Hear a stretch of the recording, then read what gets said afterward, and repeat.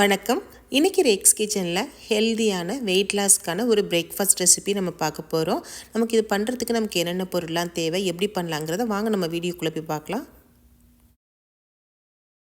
இப்போ நம்ம ஒரு பவுலில் 1 கப் அளவுக்கு க்ரீன் மூங்கல், அதாவது பச்சைப்பயிறு 1 கப் எடுத்துக்குவோம். எந்த கப்பால் எடுக்கிறீங்களோ அதே கப்பால் 3/4 கப் அளவுக்கு கீன்வாவை நம்ம சேர்த்துக்குவோம்.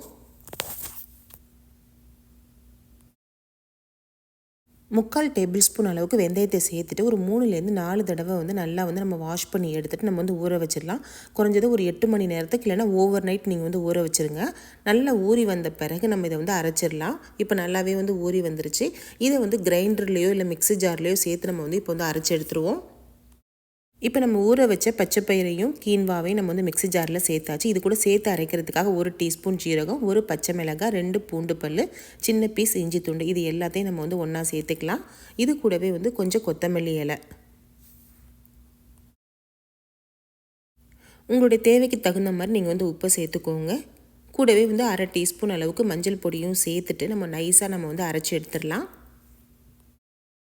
இப்போ நம்ம நைஸாக அரைச்சி எடுத்தாச்சு. இதை பவுலுக்கு மாற்றிட்டு இந்த மிக்ஸி ஜாரில் கொஞ்சமாக தண்ணியும் சேர்த்து நம்ம இதில் கலந்துருவோம். நம்ம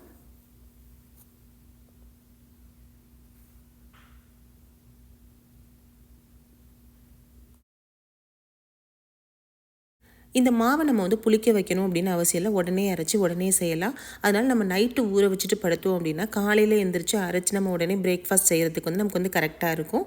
இப்போ நம்ம கலந்து வச்ச மாவை நம்ம தோசைக்கல்லில் நம்ம தோசைகளாக ஊற்றி எடுத்துடலாம்.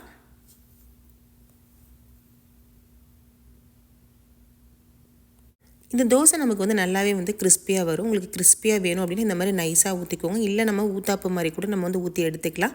இப்போ கொஞ்சமாக நான் நெய் சேர்த்துக்கிறேன். இதில் நீங்கள் எண்ணெய் வேணுனாலும் இதில் சேர்த்துக்கலாம். நெய் இல்லைன்னா எண்ணெயை சேர்த்துட்டு ஒரு மூடியை போட்டு நல்லா வேக வச்சுருவோம். நம்ம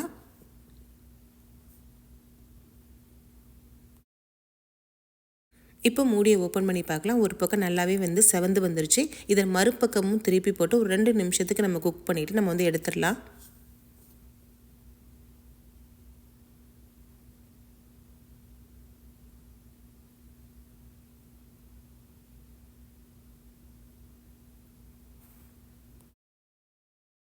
இப்போ 2 பக்கமுமே நல்லா தோசை குக் ஆகி ரெடியாகி வந்துருச்சு. இதை எடுத்து நம்ம பிளேட்டுக்கு மாற்றிடலாம்.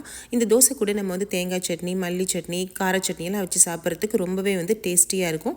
அதே சமயம் ஹெல்தியான ரெசிபியும் கூட நீங்கள் ட்ரை பண்ணி பாருங்கள். ஃப்ரெண்ட்ஸ், உங்களுக்கு இந்த வீடியோ பிடிச்சிருந்துச்சுன்னா லைக் பண்ணுங்கள், உங்கள் நண்பர்களுக்கெல்லாம் ஷேர் பண்ணுங்கள். கூடவே நம்ம சேனலை மறக்காமல் சப்ஸ்கிரைப் பண்ணிக்கோங்க. தேங்க்யூ.